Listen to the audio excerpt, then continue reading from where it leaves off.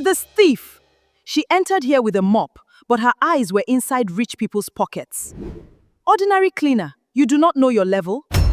The music died with Mercy Ibe still on her knees. Dirty water crawled across the white wedding floor, soaking the hem of her deep teal uniform, while 481 guests watched. Some covered their mouths, others raised their phones. Above her, Ronka Coca held up a sapphire brooch. "Look at this thief," she shouted. She entered here with a mop, but her eyes were inside rich people's pockets. "Ordinary cleaner, you do not know your level?" Mercy's fingers tightened around the wet cloth.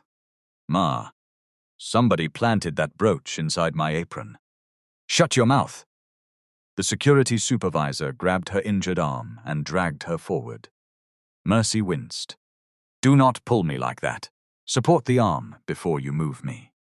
At the groom's table, Bode Balogun froze. 12 years earlier, beneath twisted steel inside an Apapa warehouse, one bleeding woman had shouted those exact words while fighting to keep him alive. Bode's champagne glass slipped from his hand. "Mercy?" The entire hall went silent. Before you hear what the Billionaire Groom did next, subscribe now, comment your city or country, and your local time below, and do not leave this story halfway, because the real betrayal had not even been exposed.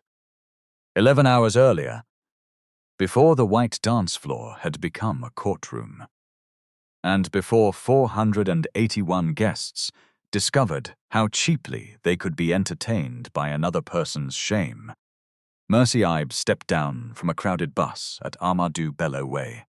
The time on her small black phone was 6:13 in the morning. Lagos had not fully opened its eyes, but it was already arguing. A bus conductor slapped the side of his vehicle and shouted for passengers.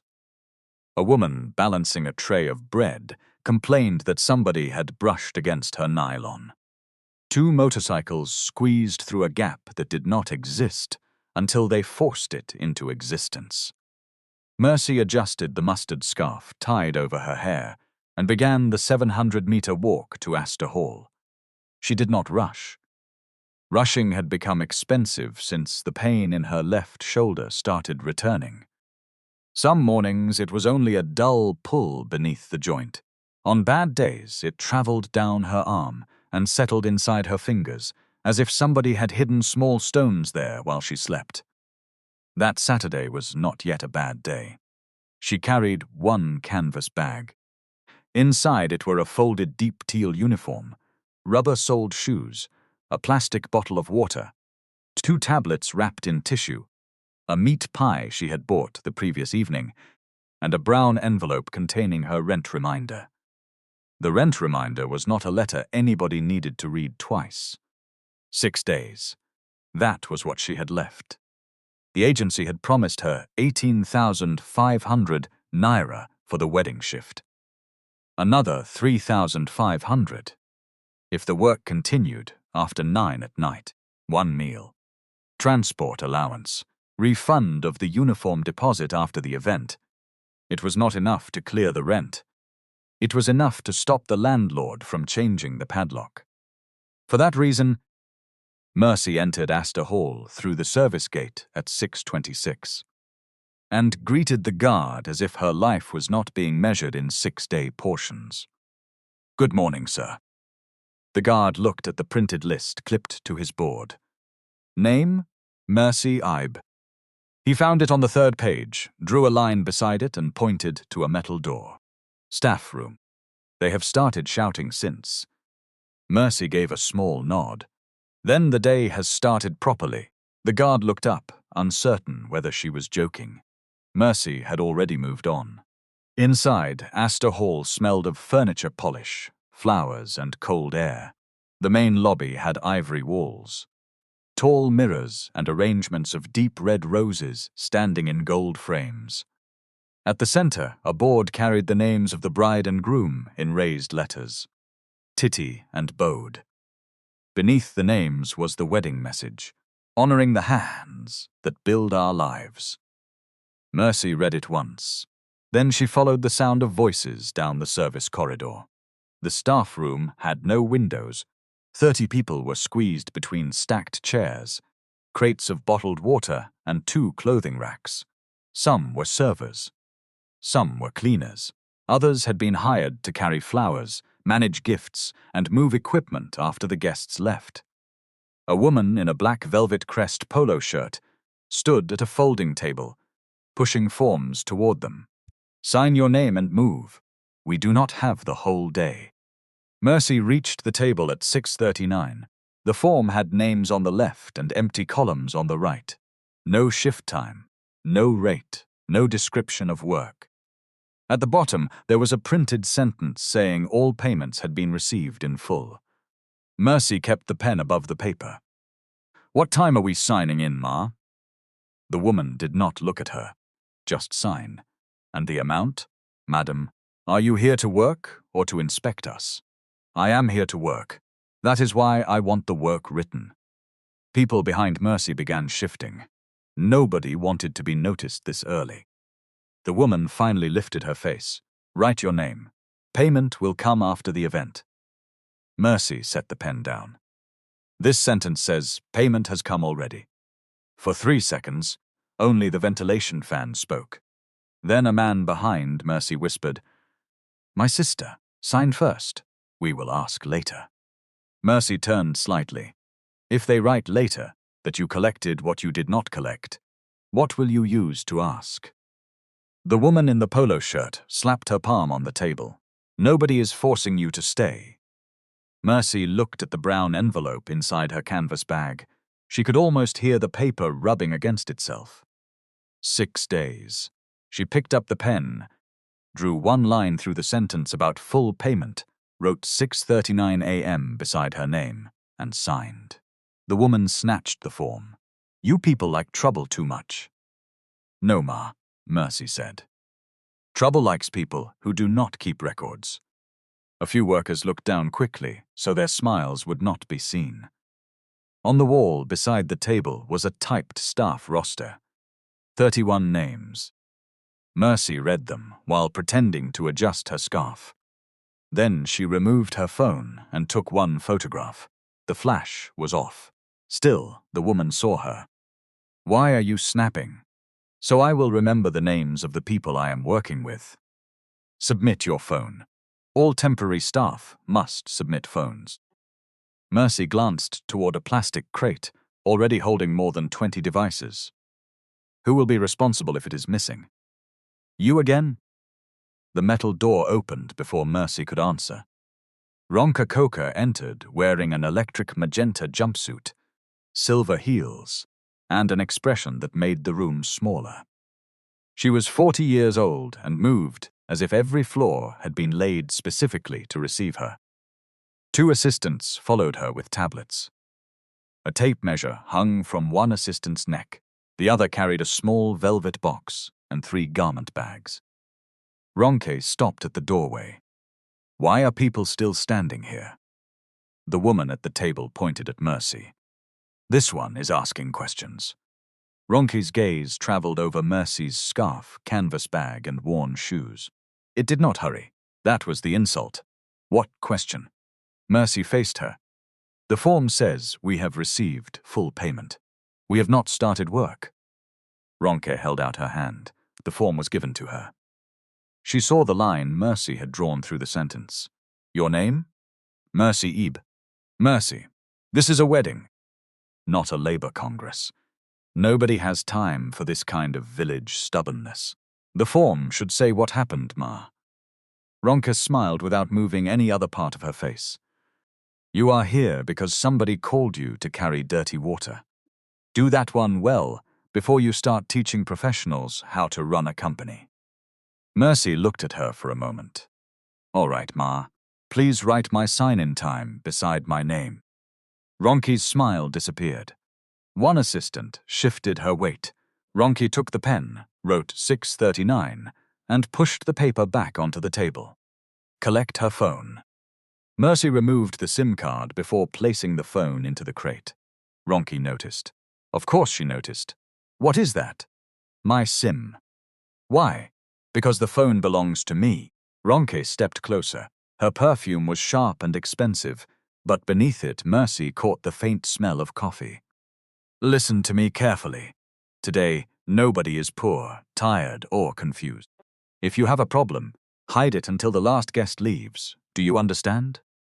Mercy folded the SIM card into the corner of her handkerchief. I understand what you said. It was not the answer Ronke wanted. But 30 people were waiting, and the hall had already begun to misbehave. Ronke turned away. Uniforms. 5 minutes. Anyone late will lose half payment. The workers scattered. Mercy changed in a washroom with a broken latch. Her deep teal uniform fitted across the waist, but pulled slightly at the left shoulder. She pinned her mustard scarf more firmly, tied on a charcoal apron, and changed into rubber-soled shoes.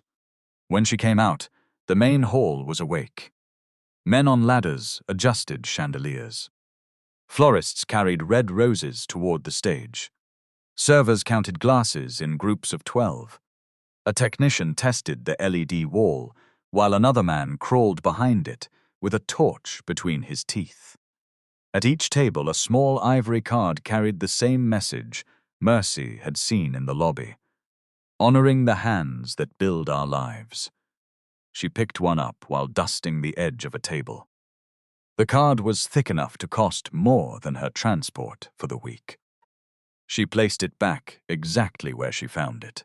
At 7:18, Ronke marched into the hall and pointed at a faint watermark near the stage. Who cleaned this place? Mercy raised her hand. I did, Ma. That water is coming from the air conditioning vent. Ronke looked up. A clear drop gathered along the edge of the vent and fell. It landed between them. Ronke still turned to Mercy. So because water is coming down, your hand cannot go up? I have cleaned it 3 times. The leak needs maintenance. Ronke kicked the yellow caution sign aside with the tip of her silver heel. Your job is to remove water. Do not become an engineer because you saw one drop. Mercy picked up the sign. If somebody falls, the water will not explain that it was waiting for maintenance. Ronke leaned closer. Poor people are becoming too confident these days. Carry your mop and know your level. Then she walked away. Mercy watched the magenta fabric disappear between gold-covered chairs. She did not answer. Some battles were hungry. If you fed them too early, they followed you all day. Across the road, on the 18th floor of a hotel, where the curtains closed by remote control, Bode Balagun stood before a mirror while one of his groomsmen tried to straighten the royal blue embroidery on his ivory jacket. Leave it, Bode said. It is bending. It is cloth. It can bend. The man stepped back, offended on behalf of the jacket. Bode looked at his own reflection. At 39, he had learned how wealth changed the way people watched him. A waiter watched to see whether his water glass had dropped below half. A banker watched his mouth, before deciding whether a joke was funny. Strangers who had never met him lowered their voices when he entered a room. Money did that. It made ordinary movements look like decisions. Bode flexed his right wrist. The old injury answered with a small stiffness. It was worse during Harmattan, though doctors had told him the bone had healed properly. They always said properly, as if the body had signed an agreement. His phone rang. Titi.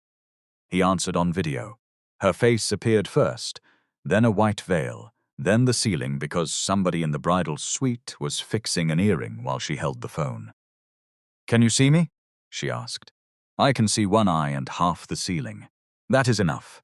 You have seen my full face for 2 years. He smiled. Behind her, people moved quickly. Brushes, pins, a garment bag. Somebody saying the steamer had stopped working. Titi brought the phone closer. Bode, but you are not checking fire exits today, am I? I checked them yesterday. Her eye narrowed. You see? This is what I am talking about. I only asked where the nearest exit was. You asked for the inspection certificate. It was on the wall. You still asked. He rubbed the inside of his wrist. I like knowing how people will leave a place if something goes wrong. And today nothing will go wrong. That is what people say 5 minutes before. Bode. He stopped. Titty lowered her voice. Today leave safety and schedules for Ronke. Just be my husband. He looked at her one visible eye, the corner of it already shining because of the light or something else. All right, he said. Today, I will be your husband. Good. But if the ceiling falls... She ended the call. Bode laughed once and put the phone down. It was a harmless promise. That was how the dangerous ones usually entered. Back at Aster Hall, Mercy had already discovered that the staff meal promised by the agency was 3 loaves of sliced bread, 1 bowl of margarine, and 2 sachets of water for every 5 workers. The food had been placed on a plastic table in the service corridor at 8:42. Nobody complained at first. Complaints needed energy too. Mercy sat on an upturned crate and ate half of the meat pie she brought from home. She wrapped the rest again. A younger cleaner beside her looked at the bread. They said 1 meal. This is 1 meal, an assistant replied. You can see food. There is no tea. Are you attending the wedding? The cleaner lowered her face. Mercy pushed half of her meat pie across the crate. Take. The woman hesitated. What will you eat later? I am managing. That answer was common in Lagos. It could mean a person was fine. It could mean everything had collapsed, except the person's ability to stand. The woman took the pie. Mercy drank water and returned to the hall. By 9:30, the florists had finished the stage. The ivory and gold looked soft beneath the lights, but there was nothing soft about the work behind it. One worker carried metal frames until the skin between his thumb and finger split. A server polished 211 glasses because Ronke rejected any glass with a watermark. The technician behind the LED wall asked 3 times for an extra extension cable and was told to make do. Mercy saw all of it because cleaners saw what other people stepped over. They saw the wilted flower hidden behind the fresh one, the loose thread beneath the tablecloth, the guest who wiped lipstick on a napkin and pushed it under a plate, the worker who stood very still because his back had started hurting and he did not want anybody to remove him from the shift. At 10:47, Mercy was cleaning the narrow area between the stage and the LED wall when a cold drop struck the back of her hand. She looked up. Another drop formed along the insulated pipe above the power unit. It fell onto the floor less than 1 meter from a cluster of extension sockets. Mercy moved the mop bucket aside. Sir, she called to the technician. He was kneeling behind the wall, sorting cables. What? Water is coming near this power box. He pushed himself upright and came over. The moment he saw the wet line, his face changed. Who put the chiller drain like this? Mercy pointed upward. It has been dripping since morning. It is moving toward your cables. The technician crouched, touched the floor with 2 fingers, then wiped them on his trousers. We need to isolate this side. How long? 8 minutes, maybe 10, then do it. He gave Mercy a look. Madam, I cannot just off the screen. They are testing entrance video. Can you move the cables? Not with power on. Mercy placed 2 caution signs around the wet patch and pulled a service cart across the nearest opening. Ronke arrived less than 2 minutes later. What is this? The technician explained. Ronke looked at the blank section of LED wall where he had already switched off 1 panel. Turn it back on. Ma. Water is close to the distributor. Turn it back on. The camera team is testing in 5 minutes. We should shut down this line and dry. Did I employ you to describe water to me? Ronke asked. This hall passed inspection. Turn it on. The technician glanced at Mercy. Mercy said, The water is here now, Ma. Inspection yesterday, cannot dry it today. Ronke's head turned slowly. So it is you again. I reported what I saw. You have been in this hall for 4 hours and you now know more than everybody. No, Ma. I know water and live electricity should not meet. The technician pressed his lips together. Ronke stepped over the caution tape. Mercy had stretched between the signs. This entire wedding is being filmed. Do you understand what that means? If that screen goes off during their entrance, the damage will be more than what you can earn in 10 years. Mercy looked at the sockets. If it shocks somebody, the damage will be more than the screen. Ronk snatched one of the caution signs and threw it behind the stage. Your job is to clean water, not advise people who can afford electricity. The technician stared at the floor. Mercy did not. You can remove the sign, she said. The water will remain. Ronke's fingers tightened around her tablet. For one moment, Mercy thought she might strike her. Instead, Ronke faced the technician. Dry it. Move the box 6 inches, no shutdown. Ma, do your work. Then she pointed at Mercy.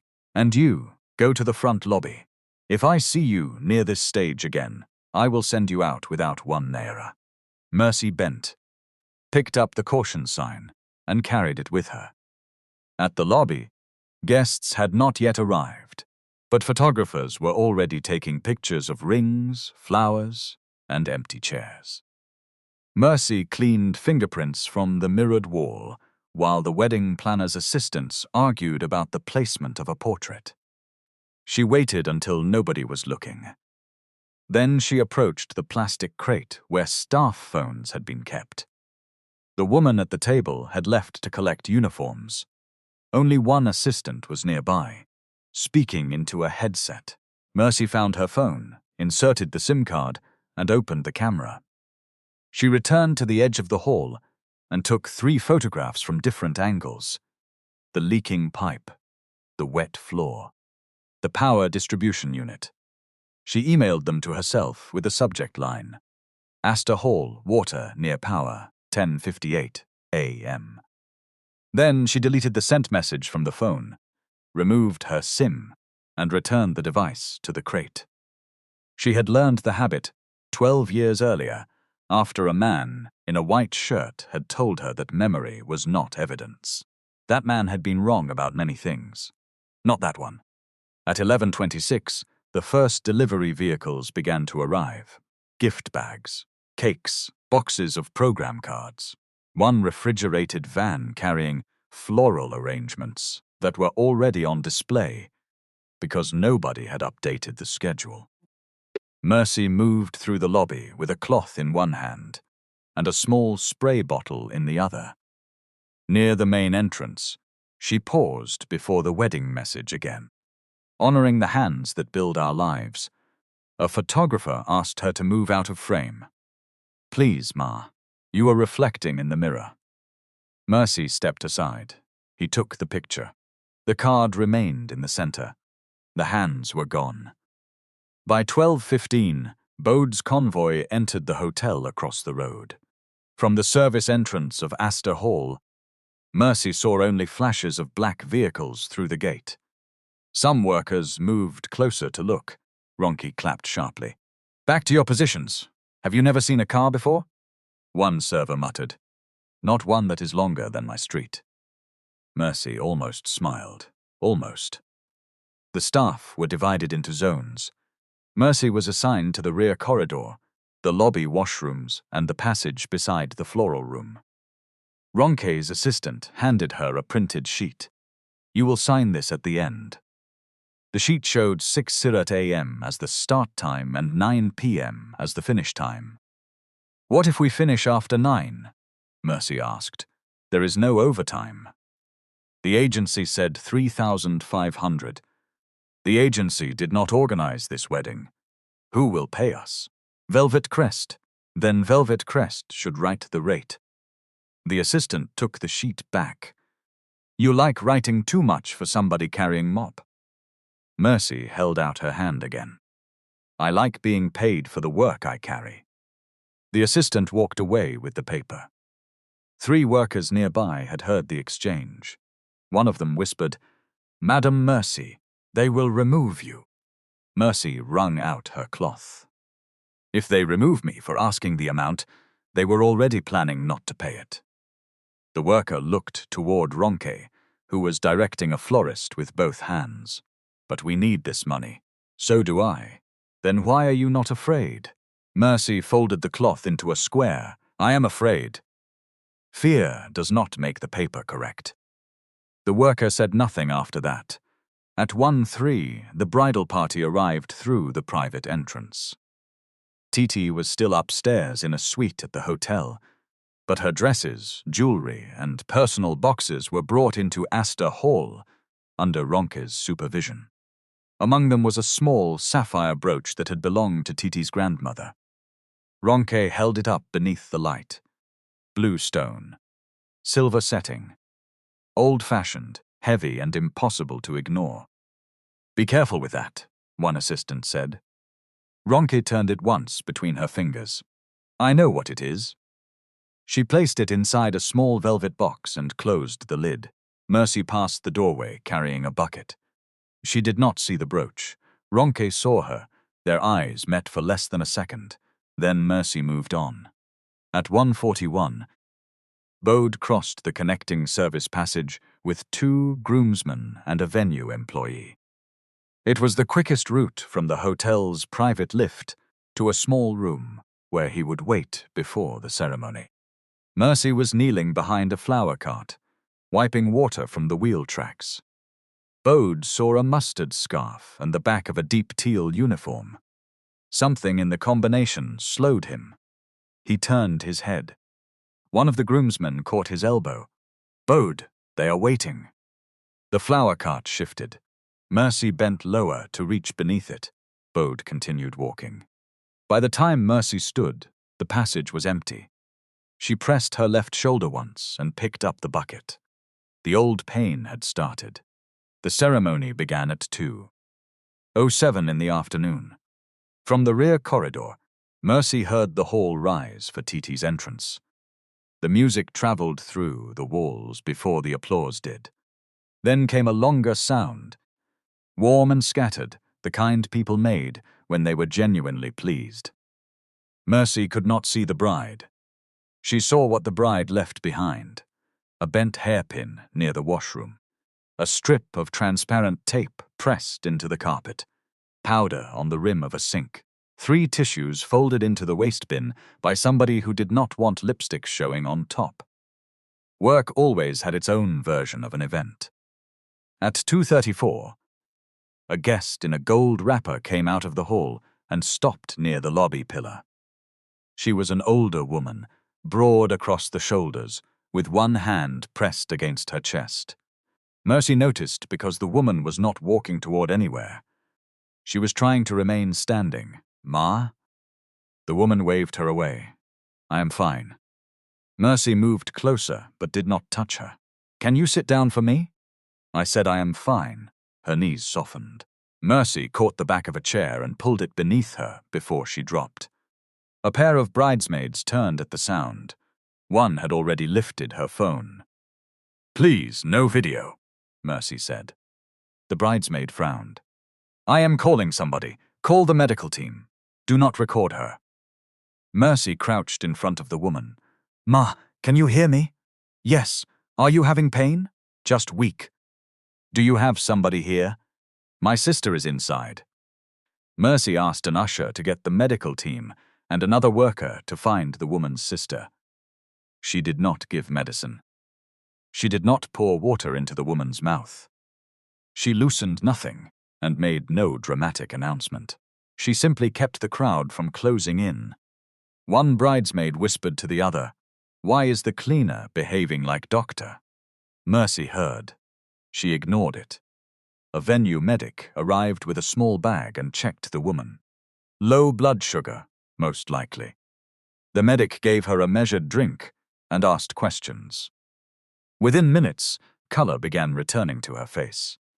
Ronke appeared after the danger had already passed. What happened? The bridesmaid spoke first. "This woman nearly fell." The cleaner was making everybody stand here. Mercy rose slowly. I asked for the medical team. Ronke looked at the older guest, then at the phones and then at Mercy. You left your zone? The woman could not stand. Is she your mother? No, Ma. Then why did you abandon your work? The older woman opened her mouth, but the medic was still speaking to her. Mercy answered, I did not abandon it. I called the person trained to help her. Ronke smiled at the bridesmaids. You see what I face? Give some people uniform and they begin to carry themselves on their head. One bridesmaid laughed. Mercy looked at the phone still raised in the woman's hand. Ma, please delete any video you made.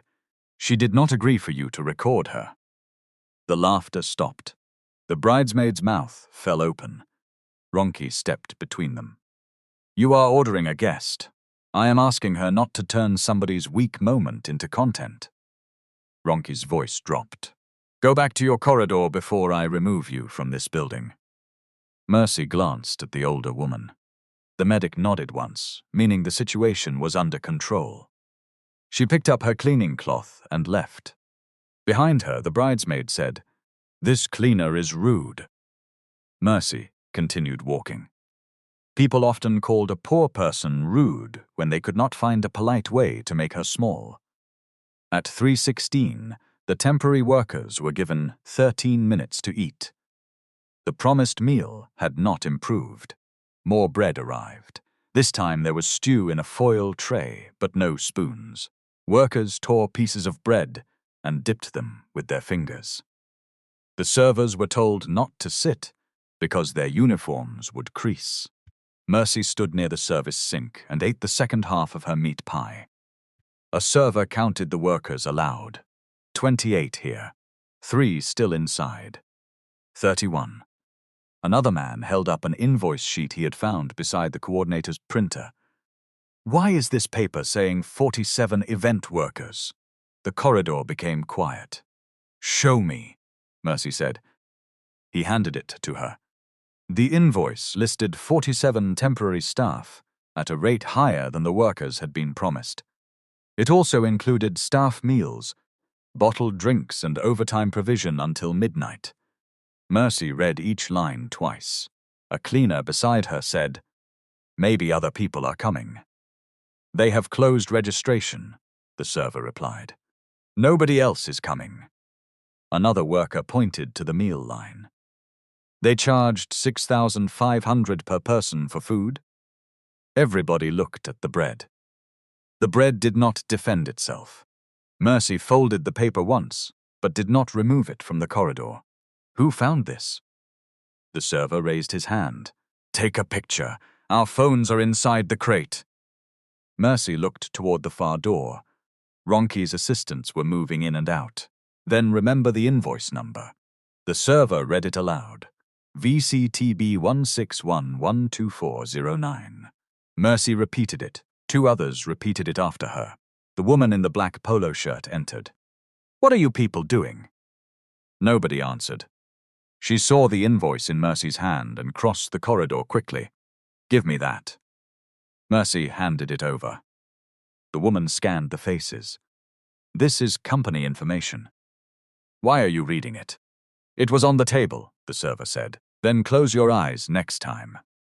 Mercy wiped her fingertips on a napkin. We are 31. The invoice says 47. The woman looked at her. Is accounting your work? No, Ma. But 31 is smaller than 47. Somebody coughed to hide a laugh. The woman crushed the paper lightly in her fist. There are people working off-site. Where? Mercy asked. Madam Mercy, you have too many questions. And the overtime is already inside the invoice. The woman's face hardened. Finish eating. You have 4 minutes.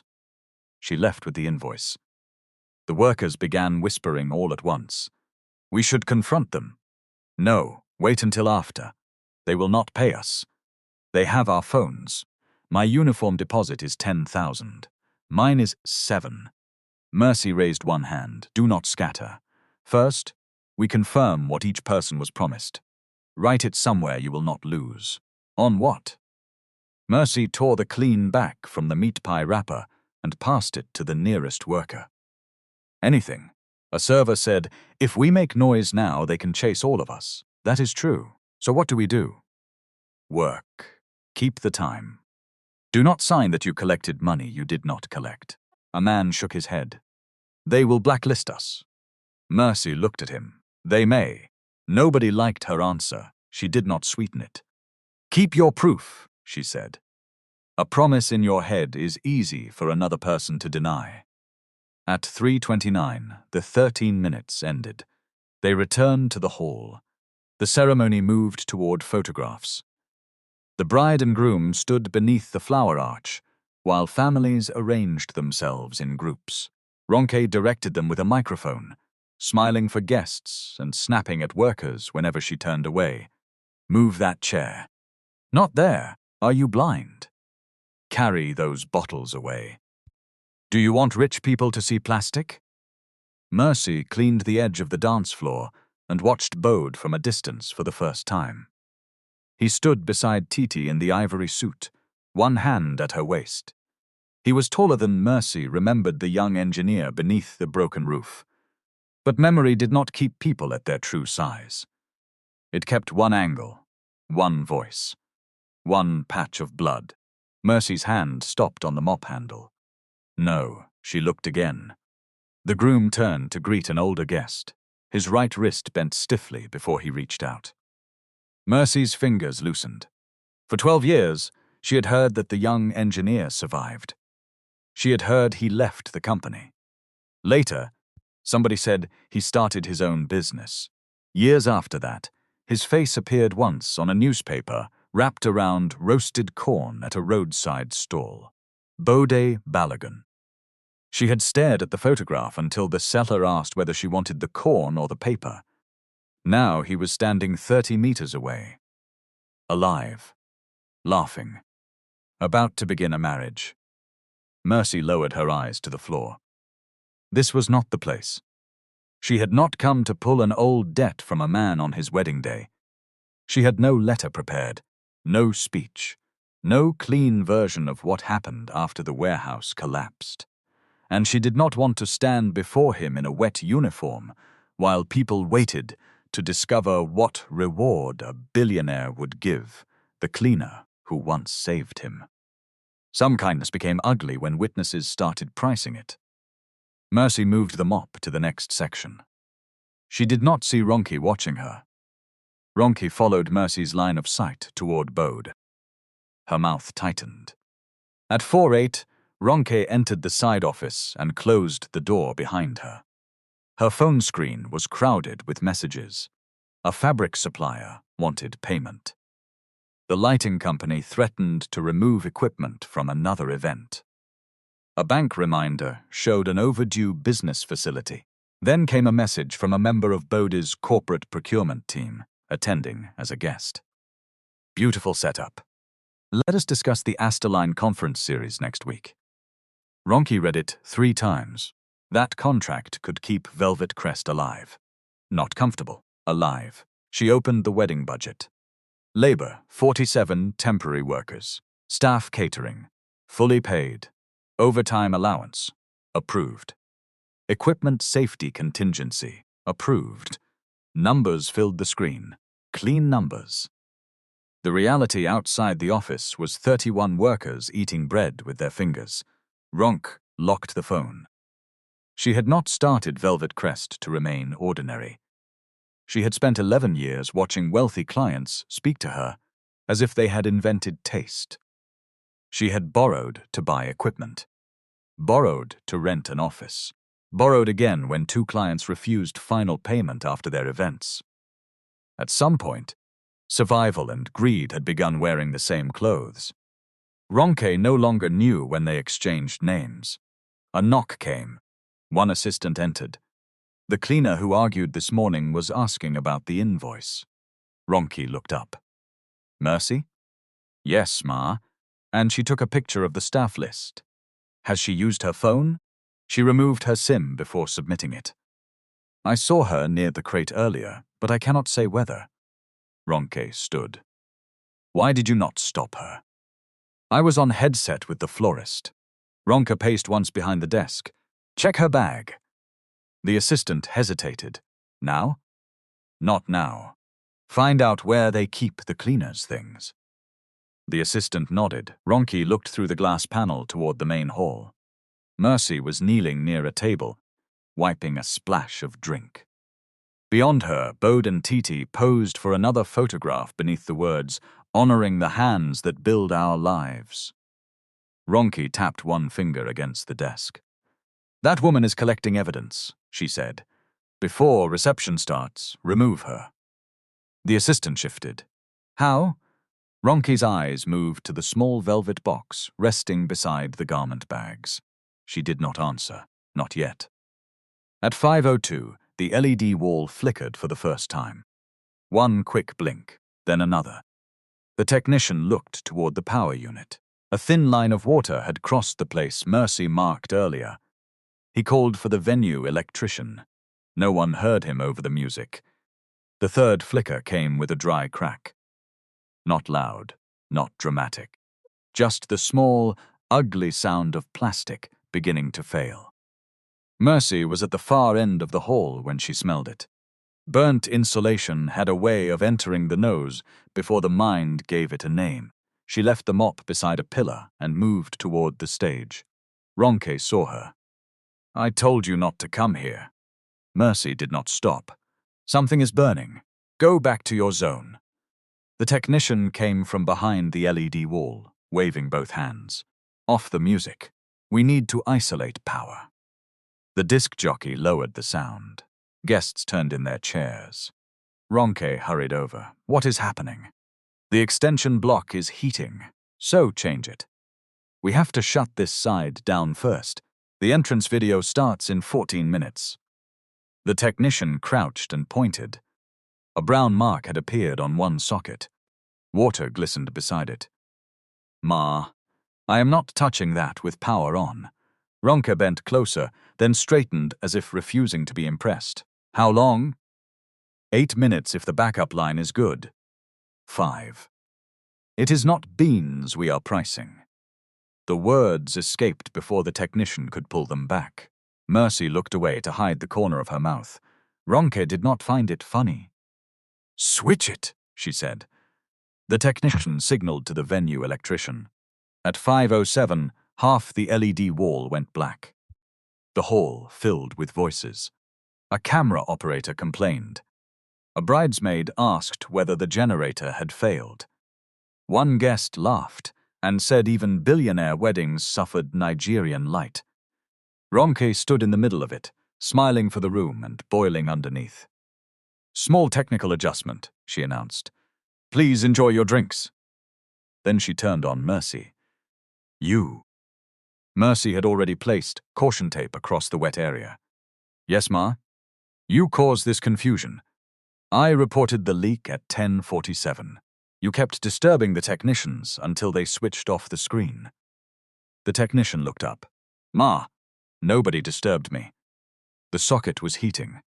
Ronke's eyes cut toward him. You people want to embarrass me today?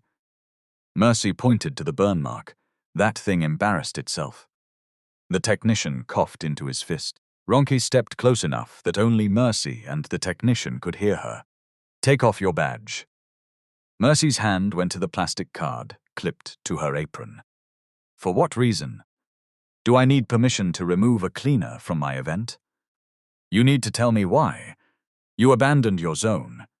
You interfered with technical operations. You spoke rudely to a guest. Which one do you want? Mercy unclipped the badge but did not hand it over. Write it. Ronke stared. Write what? The reason you are removing me. Write the hours I worked. Write the amount you will pay. Are you mad? No, Ma. You think because you can form grammar, you and I are equal?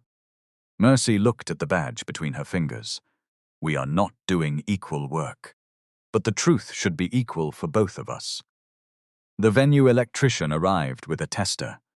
Ronke had to step aside. For several seconds, she said nothing. Then she snatched the badge from Mercy's hand. Go to the staff room. Wait there. Do not touch anything. Mercy nodded. Please preserve the camera in this corridor. Ronki's face changed. It was small, a tightening beside the nose. Most people would have missed it. Mercy did not. Why are you talking about camera? Ronki asked. Because you are removing me after I reported a hazard. It is better everybody keeps what happened. Ronki leaned in. Go, Mercy. Went. Behind her, the backup power line came on. The LED wall returned in sections, one panel after another, until the gold animation resumed as if nothing had happened. That was the thing about expensive events. They were designed to swallow evidence quickly. At 5:44, Titi entered the bridal suite, wearing her reception gown. The crimson fabric fitted close at the waist and opened into a long train. Her veil was gone. Her hair had been rearranged, and the sapphire brooch sat at the left side of her neckline. She turned before the mirror. It is too much with the dress, she said. Ronk stood behind her, fastening a silver bracelet. It is your grandmother's own. I know. But the blue is fighting the red. Everything cannot be matching. Titi touched the brooch. It is pulling the fabric too. She unfastened it carefully and placed it in Ronki's palm. Keep this yourself. Do not give it to anybody. Ronke closed her fingers around it. I know. The wedding photographer had been taking candid pictures near the mirror. His camera clicked 3 times while Titi passed the brooch over. Ronki noticed him only after the 3rd picture. Please. No photo while she is adjusting jewelry. He lowered the camera. Sorry, Ma. Titi turned from the mirror. Where is the small velvet box? Inside the garment bag, Ronki said. She opened the box, placed the brooch inside, and shut it. At 5:52, the photographer captured one last image of Ronke, holding the closed box beside the crimson dress. The time sat quietly inside the file. It would not speak until somebody asked it. In the staff room, Mercy sat on the end of a bench, with her canvas bag between her shoes. 2 other cleaners changed cloths beside the sink. A server came in looking for bottled water. Nobody knew whether Mercy had been dismissed or merely hidden. Mercy herself did not know. She asked the woman in the black polo shirt for her phone. Ronki said you should wait. I am waiting. I need to call the agency. No phone until shift ends. My shift ended when she took my badge. The woman folded her arms. Madam, do not give me problem. Give me paper then. For what? To write the time she removed me. The woman laughed without humor. You think this is court? No. That is why I am writing before people start forgetting. The server, searching for water, glanced at Mercy, then at the door. He found a small event program on the table and passed it to her when the woman turned away. Mercy took a pen from her bag and wrote on the blank back, 5:07 p.m. Power, isolated after burning smell. 5:11 p.m. Ronke removed staff badge. Requested written reason and payment record. She folded the program and put it inside the brown rent envelope. The woman in the polo shirt saw. What did you write? My own memory. Show me. No, Ma. You are on company property. My memory is not company property. The woman stepped forward, but footsteps sounded in the corridor. Ronke's assistant entered carrying the small velvet box. She and the woman exchanged a look. Mercy noticed that too. The assistant pointed at the 2 cleaners near the sink. You people, go and help at the gift table. Then she pointed at the server. You too. They need water outside. Within seconds, Mercy was alone with the 2 women. Ronke's assistant put the velvet box on the table. Open your bag. Mercy did not move. Why? Routine check. Routine started now? All staff bags are being checked. Bring a venue representative and 1 witness. The assistant rolled her eyes. Who do you think you are? The owner of the bag. The woman in the polo shirt reached for it. Mercy placed her palm on top. Do not touch my things without witness. For a moment, the three women remained exactly like that. One hand on canvas, another half extended, the velvet box between them.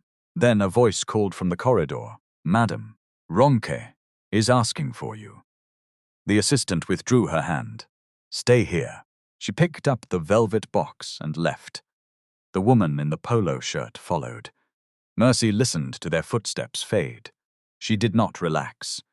She checked the zip of her canvas bag, then the pockets of her apron. One cloth, one pair of gloves, one small bottle of disinfectant, nothing else. Outside, the assistant waited until the corridor was clear. Ronke stood near the bridal suite, speaking through clenched teeth. "Why did you bring it back?" She refused to open her bag. She asked for witness. "Then do not use the bag." Ronke took the velvet box and opened it. The sapphire caught the corridor light. The assistant swallowed. "Ma, this thing is risky." Ronk looked at her. "What is risky is allowing one cleaner to destroy 30 million naira of future business because she wants to prove she can read an invoice. She may not complain. She has already emailed those pictures. I know her type. They collect small facts and begin to feel powerful." Ronke closed the box. "Put the blue thing where the old cleaner keeps her cloths." The assistant did not take it.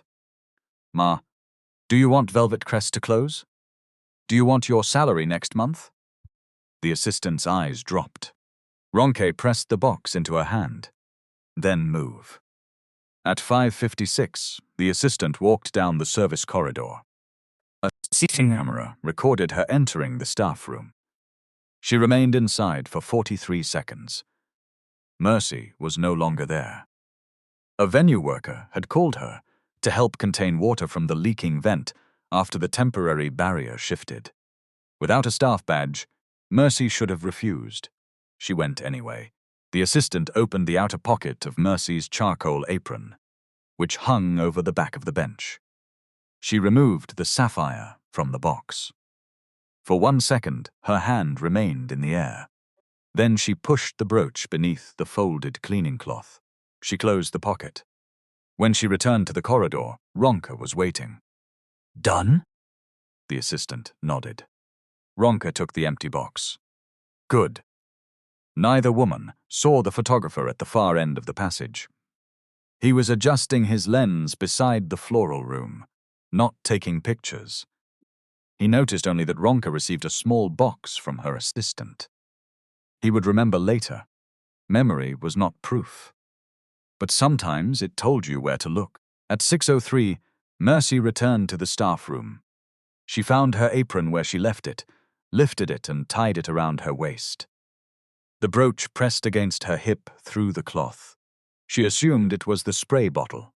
In the main hall, the reception entrance was about to begin. Music rose. Guests stood. Bode and Titi waited behind the doors while Ronke counted down with one hand. 5, 4, 3. Her phone vibrated. A message from the bank. Final notice. Ronke cleared it without reading the last line. 2, 1. The doors opened. The hall exploded with applause. Bode and Titi entered beneath gold light, laughing as the LED wall played their names. From the edge of the service door, Mercy saw Bode clearly. This time there was no flower cart, no corridor, no doubt. The young engineer she had once held beneath twisted steel was now a billionaire walking into his wedding reception. Mercy pressed her lips together and stepped back before he could see her. She did not know that Ronke had already chosen the moment she would be brought forward. For the next 40 minutes, Aster Hall did what expensive halls were paid to do. It made everybody forget the labor holding it up. Bode and Titi danced beneath moving lights. The guests shouted when the music changed. Champagne traveled from tray to tray. Cameras caught laughter from angles where no service door could be seen. Mercy worked without a badge because nobody had formally released her, and nobody had returned her phone. She stayed near the rear corridor, cleaning what other workers brought to her.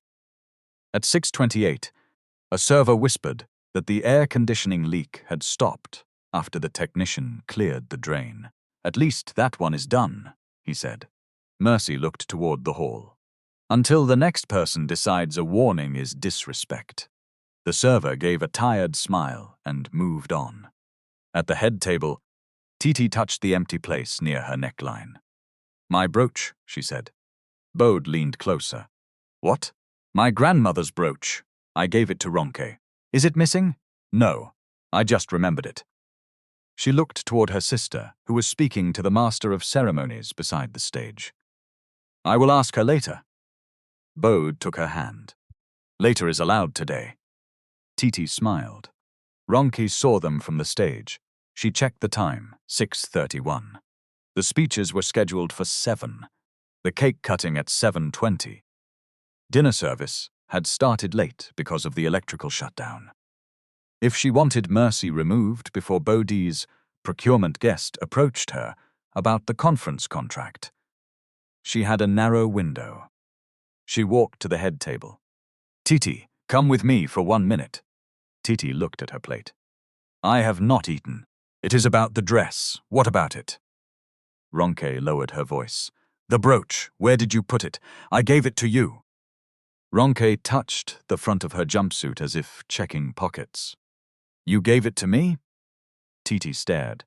"Ronk. No, I remember. I kept it in the bridal suite. You said you would keep it yourself." "I did. I put it inside the books. Let me check." She walked away before Titi could answer. Bode watched her go.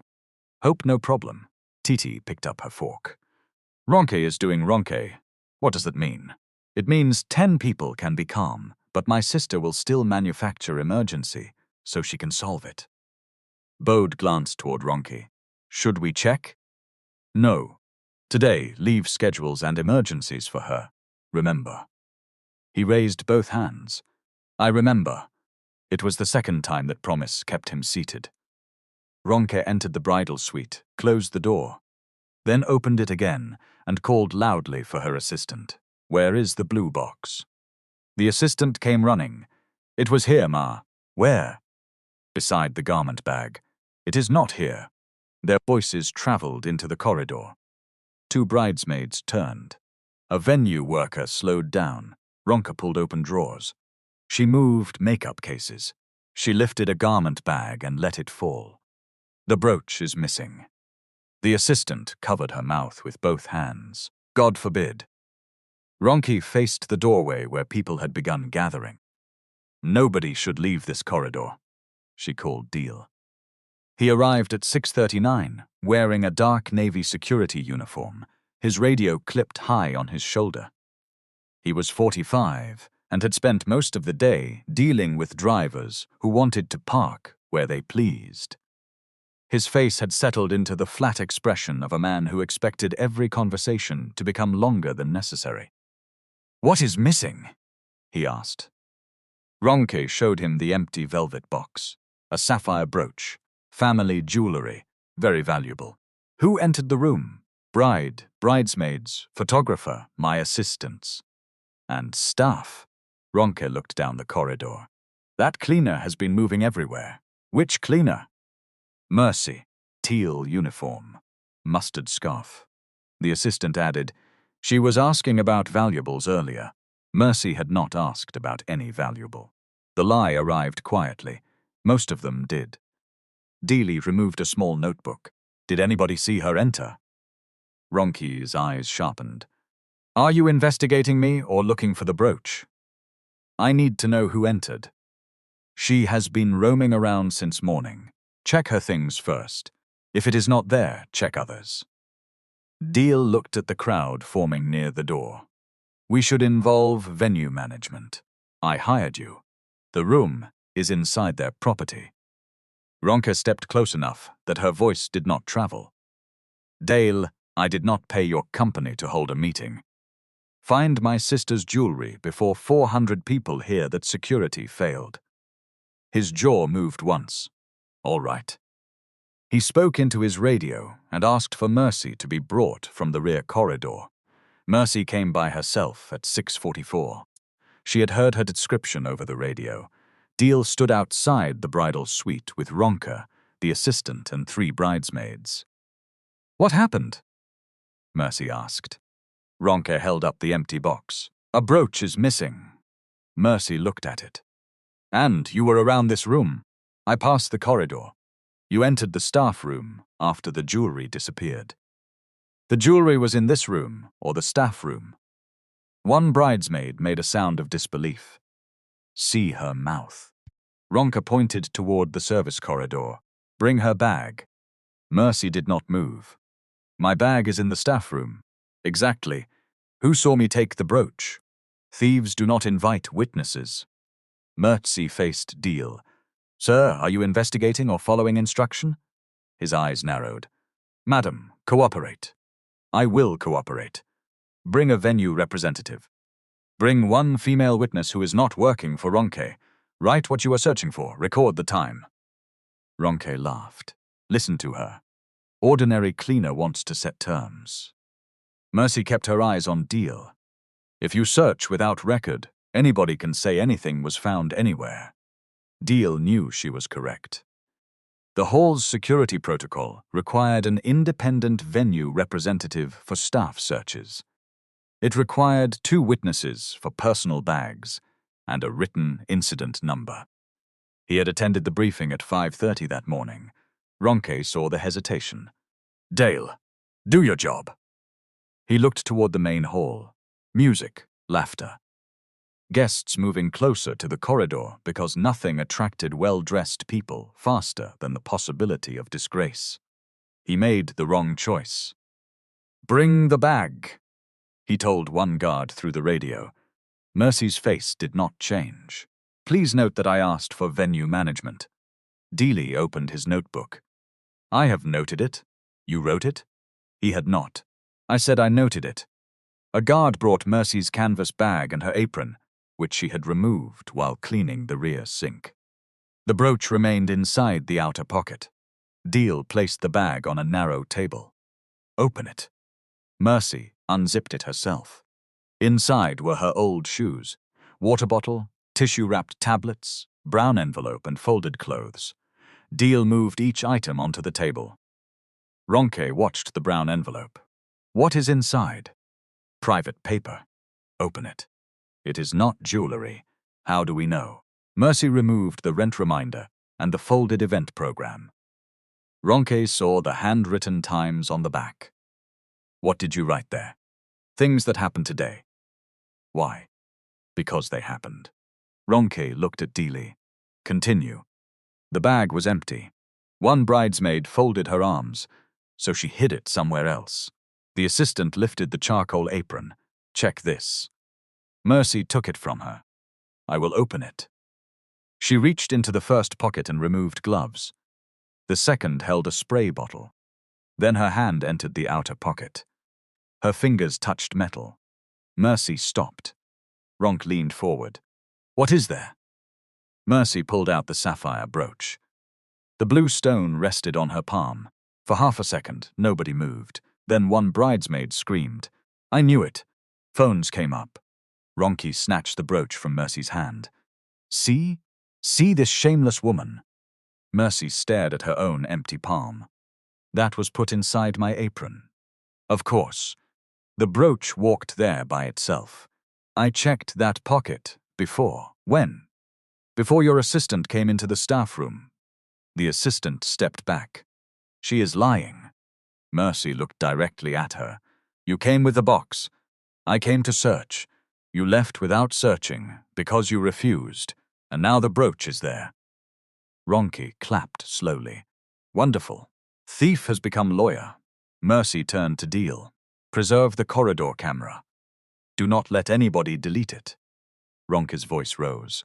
"Stop talking about camera. The stolen item was found in your pocket. Then camera should not frighten you." That sentence landed. Ronke stepped forward. "Do you know how much this brooch is worth?" "No." "More than everything you have owned since they born you." Mercy's mouth tightened. Ronke continued. Louder now because the crowd had grown. You people enter luxury places and start smelling money with your whole body. Did you think you could sell this in one roadside market and become madam? Mercy looked around at the phones. Put them down. A bridesmaid laughed. Why, are you ashamed? I do not agree for you to record me. You lost the right to agree when you stole from the bride. Mercy faced Deal again. Call venue management. Call police if you believe there is theft. But do not allow these people to announce guilt before investigation. Deal rubbed his thumb along the edge of his notebook. Ronke pulled him aside. We cannot call police during the reception. The bride will collapse. You just shouted thief in front of everybody. I was angry. What do you want me to do? Get her statement. Let her admit she picked it and forgot to return it. Then remove her quietly. Deal looked at Mercy. That is not the same as theft. It gives us the brooch and ends the issue. And if she refuses? Ronke's eyes traveled toward the hall. Then she will explain herself outside. They moved Mercy into a small service office at 657. The room held one desk, 2 chairs, and a printer that shook whenever it worked. Deal stood by the door. Ronke sat behind the desk as if it belonged to her. Mercy remained standing. Ronke pushed a sheet of paper forward. Write that you found the brooch near the bridal suite, kept it inside your apron and forgot to submit it. Mercy read the first line. No. Ronke tapped the paper. If you sign, we will not call police. I did not find it. You want prison. I want the camera. Camera does not show inside your pocket. It shows who entered the staff room. Ronke leaned back. Mercy, use sense. You are 50-something. You clean events to pay rent. Who will believe you against a wedding company? Mercy looked at the silver heel beneath the desk. A small smear of black dirt marked the side where Ronke had kicked the caution sign that morning. People can believe what they like, Mercy said. I will not sign what did not happen. Ronke's voice softened. We can even pay you something. Mercy raised her eyes. How much is my name? Do not be dramatic. You asked me to sell it. I am asking the price. Deal turned his face toward the door. Ronke pressed both palms on the desk. You have no name, anybody knows. Mercy stood very still. My hunger is not evidence against me. The printer clicked behind Ronke as if something inside it had shifted. No one spoke. Then noise came from the corridor. Workers had gathered after hearing that Mercy was accused. One cleaner said she saw Ronke's assistant near the staff room. Another said staff phones should be returned so they could call the agency. Ronke stood. This woman wants to scatter my event. Mercy said, your event was already standing on people's money. What did you say? The invoice says 47 workers. We are 31. Overtime and food are paid inside it. Deal looked at Ronke. What invoice? Ronke's face emptied. Mercy continued. The power hazard was reported. The staff payment was not written. Now a brooch appears in my apron after your assistant entered the room. Ronke pointed at her. There. You see? She has been planning this. She came here to blackmail me. With bread and mop? Mercy asked. Dealey closed his notebook. We need venue management now. Ronke moved to the door before him. If you call them, this issue will enter the main hall. Bode's people will hear. My sister's wedding will become gossip. It is already gossip. Ronke looked through the glass panel. Guests were crowding the service corridor. Their phones were raised. One bridesmaid was telling a group that the cleaner had stolen family jewelry. The story had escaped. Ronke's plan had been to disgrace Mercy, just enough to remove her. But shame was a liquid. Once poured, it chose its own direction. The master of ceremonies lowered the music because guests were no longer paying attention. Bode glanced toward the rear of the hall. Titi rose from her seat. What is happening? She asked. A bridesmaid hurried over. They caught one cleaner with your brooch. Titty's face changed. My brooch? Yes, inside her apron. Where is Ronki? Near the service office. Titi began walking. Bode followed. Ronki saw them coming. Everything inside her narrowed. If Mercy spoke about the invoice before Ronke controlled the room, the conference contract was dead. If Titi began asking when the brooch left her hand, the lie might not survive 10 minutes. Ronke made one final decision. She pulled Mercy from the office by the wrist. Come and explain yourself to the bride. Mercy jerked free. Do not touch me. Deal stepped between them. Everybody calm down. Ronke pushed open the service door. The main hall waited on the other side. 481 guests. White floor, gold tables, every phone hungry. Since she wants witnesses, Ronke said, let everybody hear her. Mercy looked at Deal. Do not take me there. He should have stopped it. Instead, he put one hand around her upper arm. Just cooperate. Mercy planted her feet. My statement is not a performance. Ronke walked ahead, holding the brooch above her shoulder. Guests began parting. The master of ceremonies lowered the microphone. Music stopped completely. Deal guided Mercy onto the dance floor. A cleaning bucket stood near the edge, where another worker had left it. Somebody stepped backward into the handle. The bucket overturned.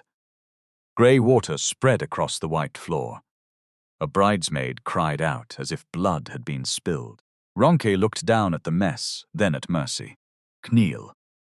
Mercy stared at her. What? You have already dirtied this family. Kneel and clean the floor before police carry you away. A few guests laughed. One man said, These workers have mind. Another woman whispered, Poor people are too bold now. Mercy looked toward Titi, who had just reached the edge of the crowd. The bride's face was pale beneath the makeup. Ronke raised the brooch. Look at this thief. She entered here with a mop, but her eyes were inside rich people's pockets. Ordinary cleaner. You do not know your level. Mercy's fingers closed around the wet cloth somebody had pushed toward her. Ma, somebody planted that brooch inside my apron. Shut your mouth! Ronke pointed to the floor. Kneel. Mercy did not kneel. Deal took her arm, the left one. Pain shot from shoulder to fingers. Her knees folded before she could stop them. The cloth dropped into the water. Guests lifted their phones higher. Deal tried to pull her forward. Mercy winced and turned her face toward him. Do not pull me like that. Support the arm before you move me. At the groom's table, Bode stopped. The words did not reach him as words. They opened a roof. Dust entered his mouth. Metal pressed against his ribs. Somewhere beyond the darkness, men shouted that they should drag him out before fire reached the generator, and a woman's voice cut through them. Do not drag him. Support his neck before you move him. Bode looked at the cleaner on the floor. Mustard scarf. Thin scar above the left eyebrow. One arm held close to the body. His champagne glass slipped. It struck the table, rolled once and fell onto the carpet without breaking. Mercy? The cleaner looked toward him. For a second, her mouth opened, but no sound came. Then she said the name she had kept out of his wedding day. Bode? The phones began to lower. Not all of them. Enough. Bode walked past the head table, past the flowers, past guests who moved before he reached them. Ronke stepped into his path. Bode, please. This is a staff matter. He went around her. No, he said. This is my matter. Bode stopped in front of Mercy. Up close, there was no room for doubt. Age had drawn lines beside her mouth and silvered the hair beneath her scarf. The scar above her eyebrow had faded to a pale thread. But her eyes were the same ones that had watched him breathe beneath a collapsed roof and refused to look away when he began to panic. He crouched. Deal still had one hand around Mercy's arm. Release her, Bode said. Deal removed his hand at once. Bode did not touch Mercy, not yet. Can you stand? With support on the right side. He offered his forearm. Mercy used it to rise, keeping her left shoulder still. The wet cloth remained on the floor between them. Ronke tried again. Bode. The brooch was found inside her apron. I know you may know her from somewhere, but… Bode turned his head. From somewhere? The hall held its breath badly. Chairs scraped. Somebody's phone rang once and was silenced. Bode faced Mercy again. May I tell them? Mercy looked at the crowd, then at Titi, then at the cameras. Tell them what happened, she said. Do not decorate it. Bode nodded. He stood and took the microphone from the master of ceremonies. When he spoke, his voice was not loud. It did not need to be. On July 17, 2012, I was working as a site engineer at a warehouse project in Apapa. A murmur moved through the hall. Bode continued. We had received steel supports that did not match the specification. I reported it. The site manager told us to continue because stopping work would delay handover. He glanced at Mercy. At 5:43 that evening, part of the temporary roof collapsed. The hole disappeared from his face. For him, the dust returned. The warehouse had been hot that day. Hot enough that men removed their helmets whenever the supervisor turned away. Trucks came and went through the gate. The smell of diesel sat beneath everything. Bode had argued with the site manager at 3:20. These frames are not the same grade, he said, holding the delivery sheet. The manager barely looked. They are approved by who? By the people paying your salary. Bode pointed toward the roof section. We need to stop installation. We need to finish this week. If it fails, engineer, do not teach me fear. Sign the receipt. Bode refused. He sent 2 messages to the contractor's office. He took photographs of the labels. Then, because he was 27 and still believed a written objection would protect everybody, he remained on the site while installation continued.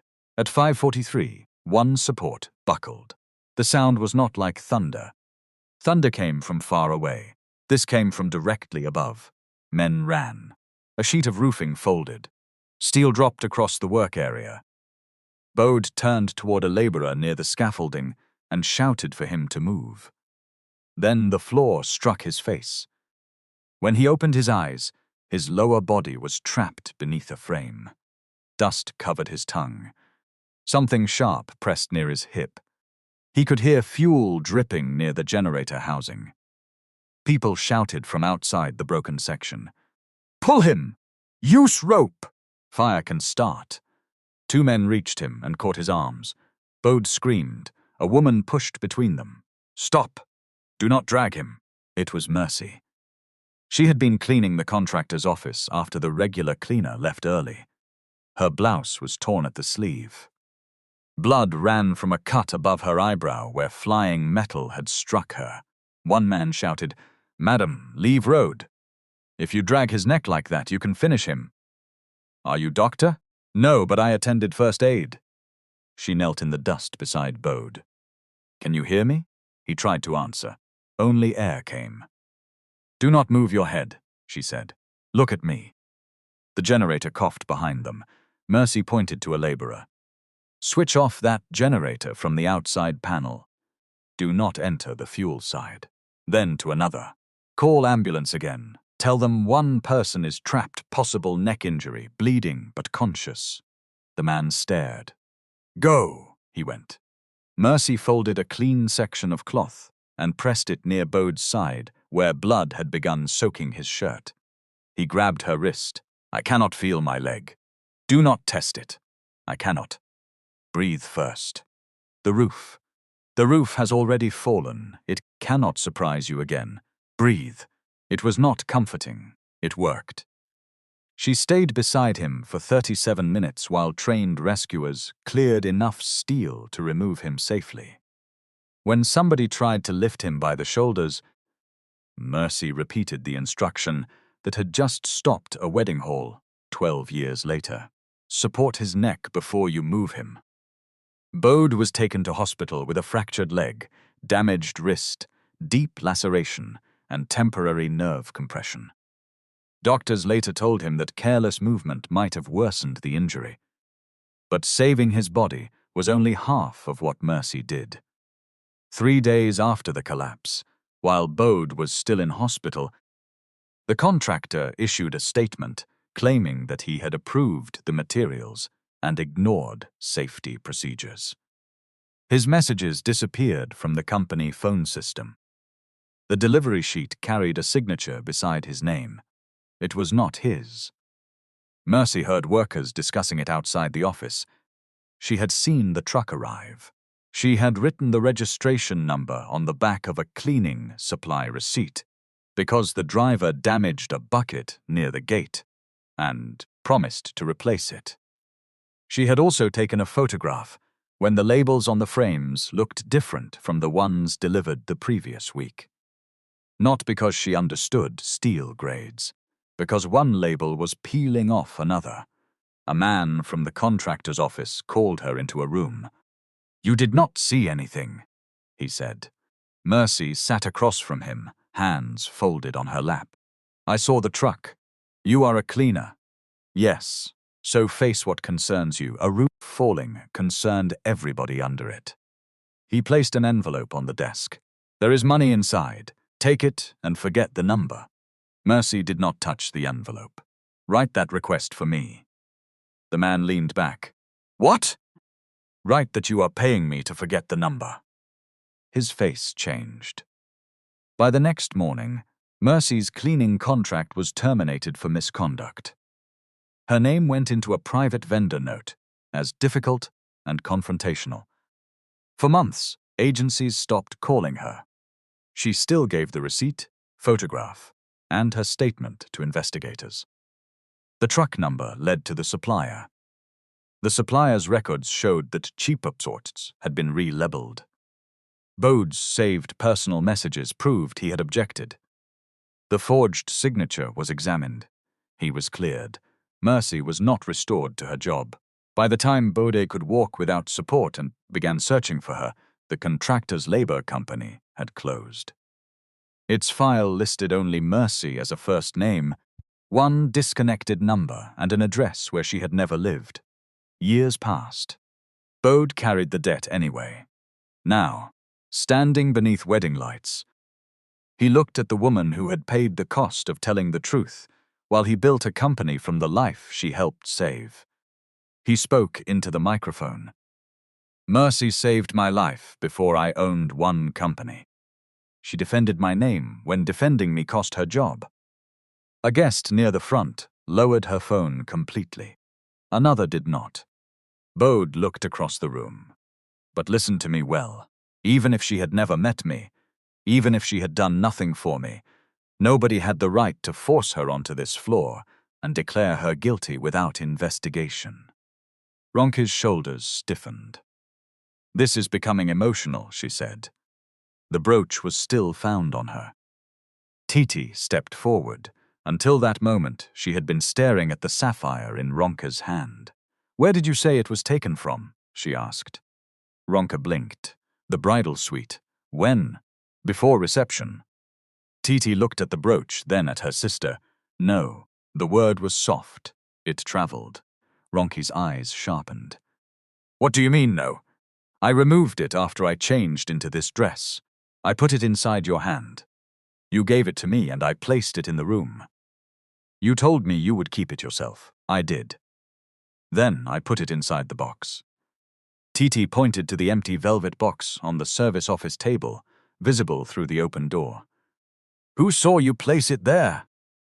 Ronke opened her mouth. No answer came immediately. That delay did more damage than a shout.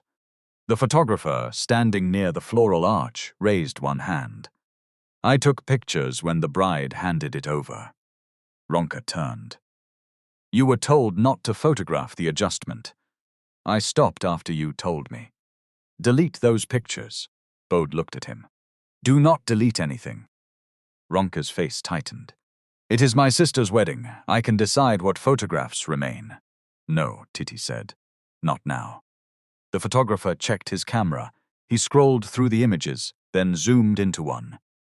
Timestamp is 5:52:14. The brooch is still on the dress. He moved to the next. 5:52:19. The bride is removing it. Next, 5:52:23. It is in Ronke's right hand. The room shifted around that simple sequence. Ronke folded her arms. Yes, I already said she gave it to me. I put it in the box after. The photographer scrolled again. I also have 5:52:41. You are holding the closed box. Exactly. That does not show where it went after, Dealey said. Every face turned toward him. He had not meant to defend Ronke. He had stated the weakness because it was true. Mercy looked at him, then preserved the camera. This time Delhi wrote it down. Bode called the venue manager forward. The man had been standing near the sound desk, trying to understand how his wedding hall had become an evidence room. Can the service corridor footage be secured? Bode asked. Yes, sir. Secure it now. No deletion. No overwrite. Record who accesses it. Ronke stepped in. You cannot seize footage because of one cleaner's story. Bode's eyes moved to her. I am not seizing it. I am asking the venue to preserve its own record after a theft allegation and a disputed staff search. The venue manager nodded quickly and spoke into his radio. Bode turned to the photographer. Keep the original files and metadata. Do not send them around. Then he looked at the guests. And everybody recording this woman on the floor, stop posting it. You do not know what happened, one guest said, but it is already online. Mercy closed her eyes once. Bode heard. His jaw tightened. Titi stepped beside Mercy. I am sorry. Mercy looked at the crimson dress, the careful makeup, the small empty place where the brooch had been. Do you know what happened? No, then do not apologize for what you have not checked. Help them check it. Titi swallowed. All right. She faced the hall. The brooch did not disappear from my dress. I handed it directly to Ronke. That is the truth I know. Ronke's voice broke through. Titi, be careful. Of what? Of destroying your own family in front of strangers. Titi looked around at the guests. Then she looked back at her sister. Family is not a place where evidence goes to die. A glass slipped from a waiter's tray near the back. It struck the carpet and remained whole. Ronke stood without moving. For the first time that day, she looked like someone else had taken control of the room. Bode handed the microphone to Titi and walked toward the service corridor. Where are the workers' phones? He asked. The woman in the black polo shirt pointed toward the crate. Inside, sir. Return them. Ronke found her voice. No, we are still investigating theft. Bode turned. The phones belong to them. They signed policy. Mercy spoke from the dance floor. We did not receive policy. They collected them. Bode looked at Ronke. Return them. The crate was opened. 30 phones began finding their owners. As screens lit up across the service corridor, the workers looked less like a silent background and more like people who could call someone. Ronke saw it happen. That frightened her more than the billionaire's anger. The venue manager returned 7 minutes later with a laptop and one member of his security team. By then, no one was eating. Dinner plates sat untouched beneath silver covers. The master of ceremonies had retreated beside the disc jockey, microphone lowered. Even the children present, as unnamed guests, had been taken toward the rear tables by adults, who suddenly remembered that public humiliation was not entertainment, meant for every age. The venue manager placed the laptop on a service table.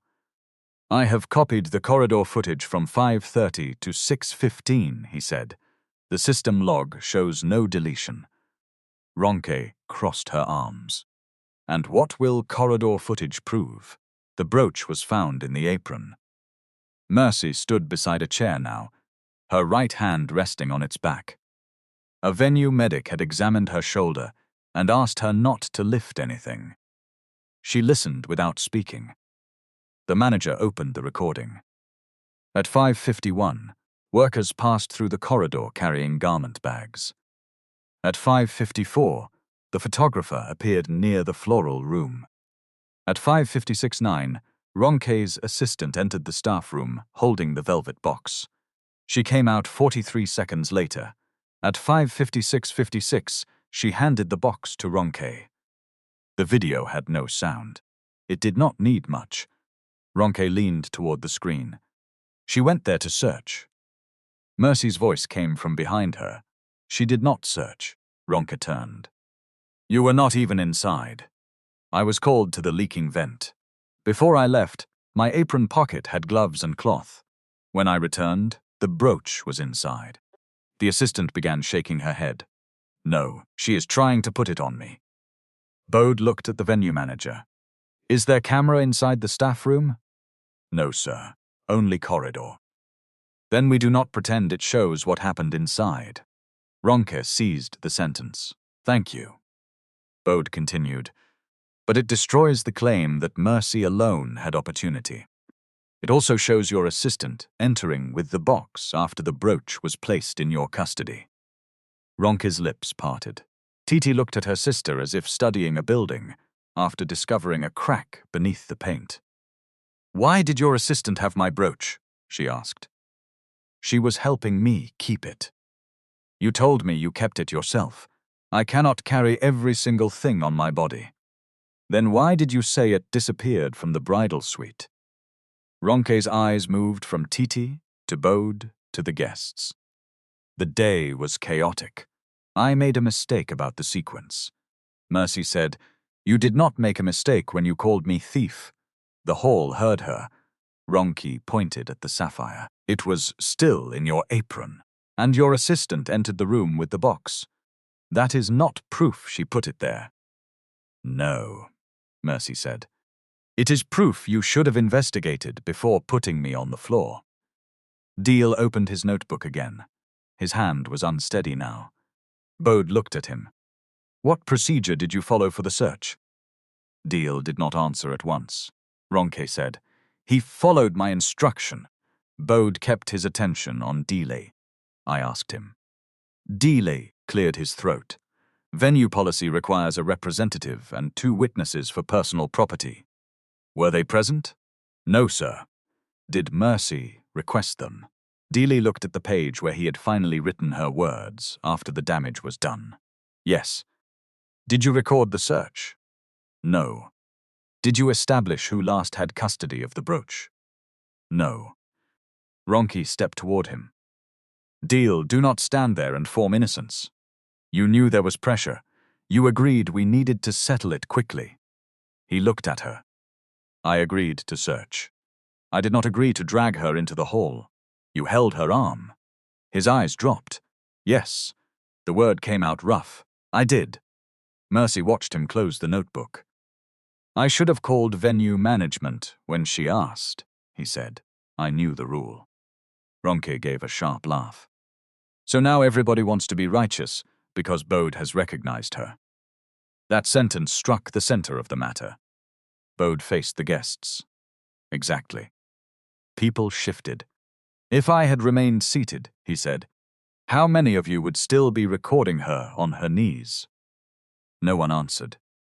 A woman near the front lowered her eyes to her phone screen. Bode continued. How many believed she was guilty because of the evidence? And how many believed it because her uniform made the accusation easy? A man adjusted his cuff. One bridesmaid quietly deleted a video, then opened her recently deleted folder and removed it there too. Mercy saw her. She said nothing. The server who had found the invoice stepped out from the service corridor. Sir, there is another issue. Rock spun around. Go back to work. He stopped but did not retreat. Bode motioned him forward. What issue? The server looked at Mercy. She gave one small nod. We are 31 temporary workers, he said. But the invoice says 47. They promised overtime, food and transport. We have not received any written rate. They made us sign a form saying payment was complete. Noise moved through the workers behind him. Ronka raised her voice. That is a confidential company document taken out of context. Mercy removed the folded event program from the brown envelope. The invoice number is VCTB 161124009. Ronk's face tightened. You stole company records too? I memorized the number. Bode turned to a member of his finance team seated among the guests. Was labor paid through the wedding account? The man opened his phone and stepped aside to make a call. The wait lasted less than 3 minutes, but the hall felt every second. When he returned, his voice was careful. Velvet Crest invoiced for 47 temporary staff. Staff meals, transport, and overtime until midnight were included. The invoice was paid in full 8 days ago. A cleaner behind Mercy laughed once. It was not amusement. She held up the slice of bread she had wrapped for later. This is the meal. Several guests turned. The clean white table card still said, honoring the hands that build our lives. One worker began speaking, then another. My uniform deposit is 7,000. They said there is no overtime. They collected our phones without written policy.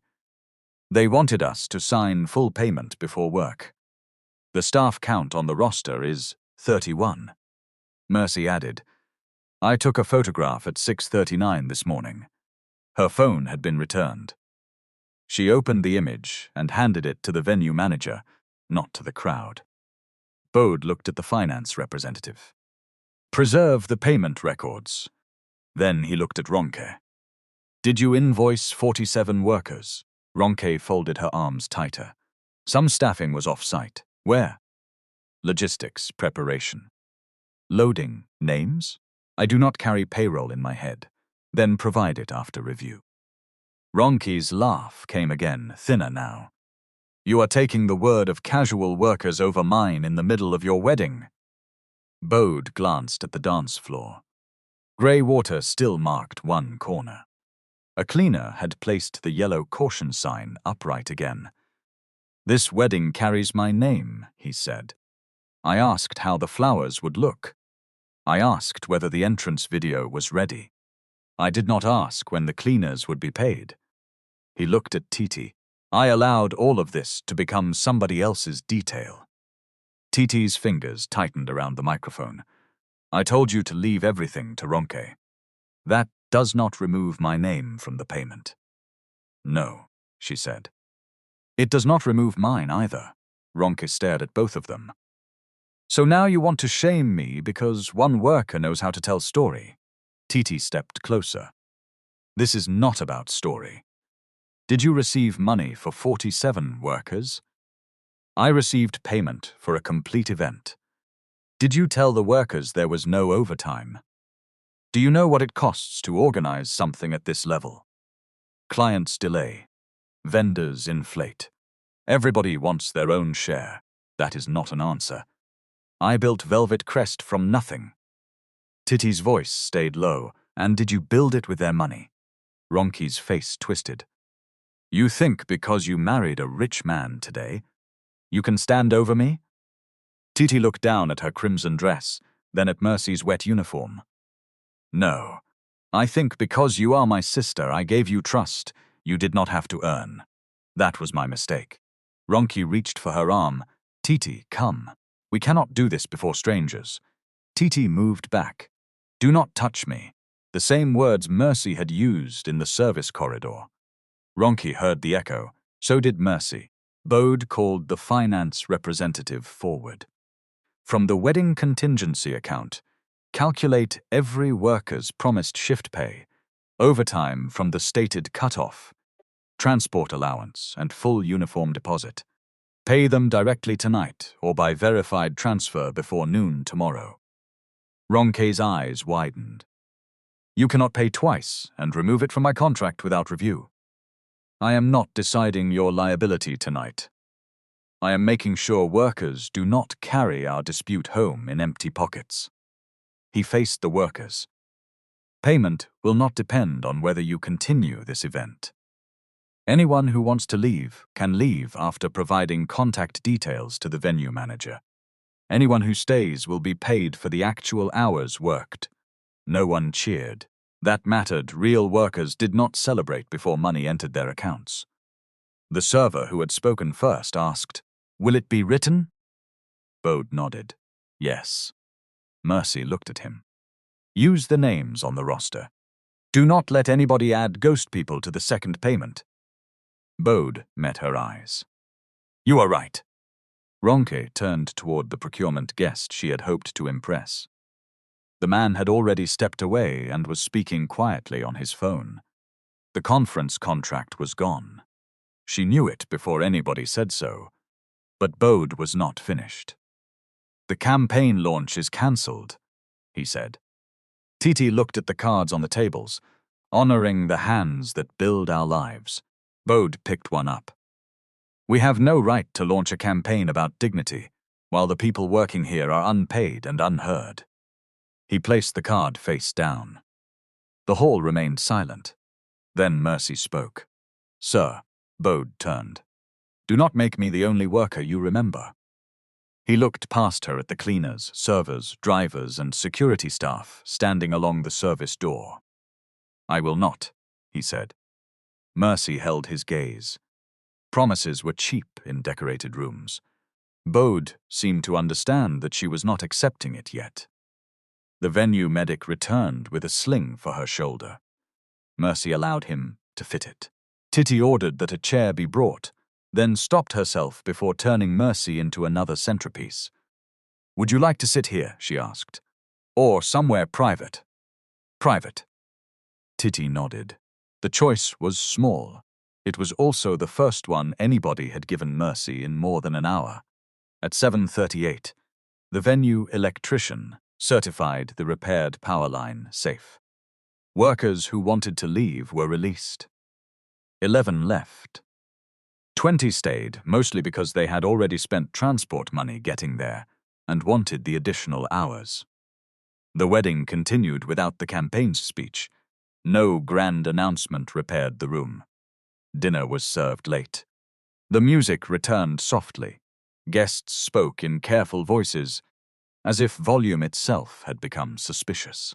Bode and Titi cut the cake at 8:17. Their smiles in the photographs were real, but not easy. Mercy gave a written statement to venue management, collected her phone, and left Aster Hall at 8:49 with her sling, canvas bag, and brown envelope. Bode wanted to arrange a car. She accepted. Not because she wanted a billionaire's favor, because her shoulder hurt too much for the bus. Before entering the vehicle, she looked back at the gold doors. The yellow caution sign stood beside the dance floor, exactly where Ronke had kicked it away that morning. This time, nobody moved it. The first payment entered Mercy's account at 11:26 the next morning. 18,500 naira for the shift. 3,500 overtime, calculated to the time she left. Transport. Refund of the uniform deposit. She had never understood why she was required to pay. The transfer description was plain. Wedding labor payment.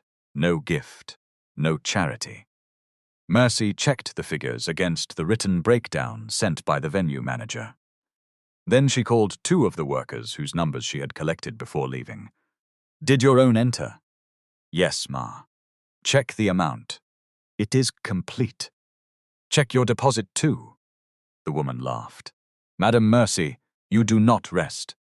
Mercy looked at the sling across her chest. I am resting. My mouth is not injured.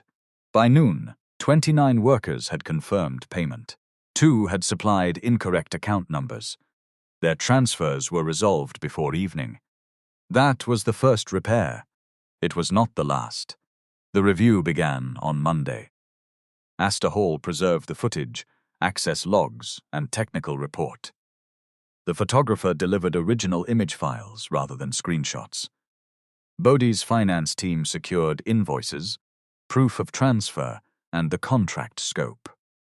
Workers submitted messages from the agency, photographs of forms and records of uniform deposits.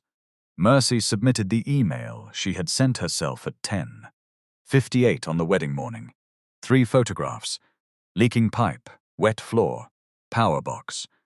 The email existed hours before the shutdown, which made Ronke's claim that Mercy invented the hazard after causing trouble impossible to maintain. Deal submitted his notebook. The early pages were incomplete. Mercy's request for an independent witness was missing. The time of the search was wrong by 11 minutes. After the public confrontation, his notes became suddenly detailed. He did not try to hide that. "I knew the procedure," he told the investigator. "I allowed urgency and the client's pressure to replace it." Why? Deal looked at his hands. "Because the accused person was a cleaner. I thought if I searched quickly and found nothing, the matter would end. When something was found, I started defending the search instead of questioning it. And the force used. I held her arm after she resisted being taken into the hall. Did she threaten anyone? No. Attempt to escape? No. Then why did you hold her?" Deal did not answer for several seconds, because Ronke told me to move her. The investigator waited. Deal added the sentence he had used inside his own head all weekend. "I was following instruction." Saying it aloud made it sound smaller. He was suspended before the interview ended. His later cooperation was recorded. It did not erase what he had done. Velvet Crest's records took longer. The company provided a list of 16 supposed off-site workers. 5 telephone numbers did not connect. 4 belonged to people who said they had worked previous events, but not the wedding. 3 names appeared twice with different spellings. 2 bank accounts were linked to existing vendors rather than workers. Only 2 people could prove they had performed preparation work before the event. The staff meal invoice showed rice, chicken, bottled water, and fruit for 47 people. The workers had received bread, margarine, and 1 tray of stew. The overtime budget had been withdrawn from the business account 3 days before the wedding. No matching worker payments appeared. The evidence concerning the brooch was referred separately for legal review. The camera did not show a hand placing jewelry into an apron, and no honest investigator pretended otherwise. But Ronke's original account changed 4 times. Her assistant admitted that she entered the staff room carrying the brooch box. Later, after obtaining independent advice, the assistant acknowledged that Ronke instructed her to place the brooch in Mercy's apron. She said she obeyed because Ronke threatened her job. That explanation did not make the act disappear. It did explain how it happened. Mercy did not attend every meeting. She had spent enough of her life sitting across from people who asked the same question 5 ways to see whether poverty changed the answer. She gave her statement once, corrected 2 errors in the transcript, and asked for updates in writing. When a lawyer from Bode's company asked what settlement she wanted, Mercy placed both hands on the table. "My unpaid work is already paid. Yes, Ma. My shoulder treatment should be covered. Yes. The public accusation should be corrected publicly. We agree. Then the remaining issue should follow proper process. Do not use me to perform revenge." The lawyer paused. "Mr. Balagun also wants to support you personally." Mercy's face changed by 1 degree. "What does personally mean?" "He mentioned buying you a home." Mercy leaned back. "No." The lawyer blinked. "Ma?" I said no. It would not affect the case. I did not save Bode because I priced a house in the future. Nobody is suggesting that. Then do not pay for it like a debt. The lawyer closed his folder halfway. "May I ask what you would accept?" Mercy thought about the agencies that stopped calling after the warehouse investigation. About the years she learned to photograph rosters because forms could be rewritten. About cleaners who knew where hazards were but had no line on which to report them. Open the safety training to workers, she said. Not only managers, cleaners, servers, drivers. Anybody expected to see a danger before a guest sees it. The lawyer opened the folder again. Training for how many people? If you are asking me, start with the 31 from the wedding. Then ask venues how many they can take. And for you, I will apply like everybody. Bode heard the answer that afternoon. He did not argue. That was new for him.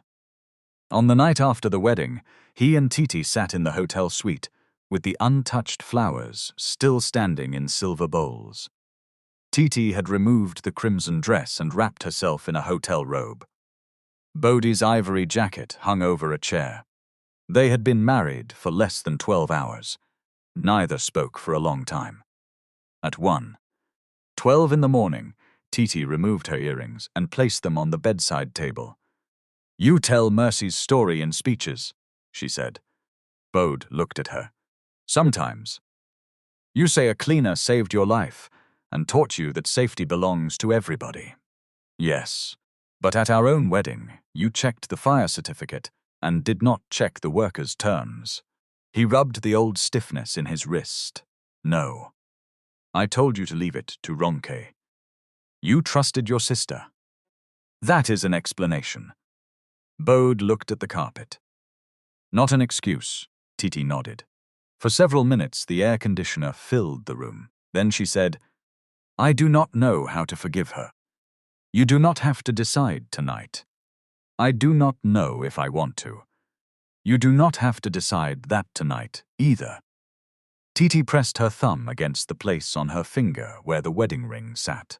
People will say I destroyed my family over a cleaner. Bode looked at her. Mercy has a name. Titi's thumb stopped. Yes, she said. She does. They did not solve Ronke before sunrise. They did something harder. They stopped pretending love required them to deny what she had done. Within 3 weeks, Velvet Crest lost its chance to bid for Asterline's conference series. 2 other clients suspended pending events after reviewing labor complaints. Ronke sold a company vehicle and part of her equipment stock to meet refund obligations, vendor debts, and legal costs. She did not become homeless overnight. She did not kneel in a market while crowds laughed. Real consequences were slower and less photogenic. Her office became quieter. Calls stopped returning. Staff demanded written contracts. Vendors requested deposits before delivery. The authority she once carried in her voice no longer opened every door. The formal correction was posted on Velvet Crest's business pages and sent to every guest contact available through the event list. It stated that no evidence established Mercy Ivy stole the sapphire brooch, that the public allegation was made before proper investigation, and that the company apologized for the search, detention, and humiliation she experienced.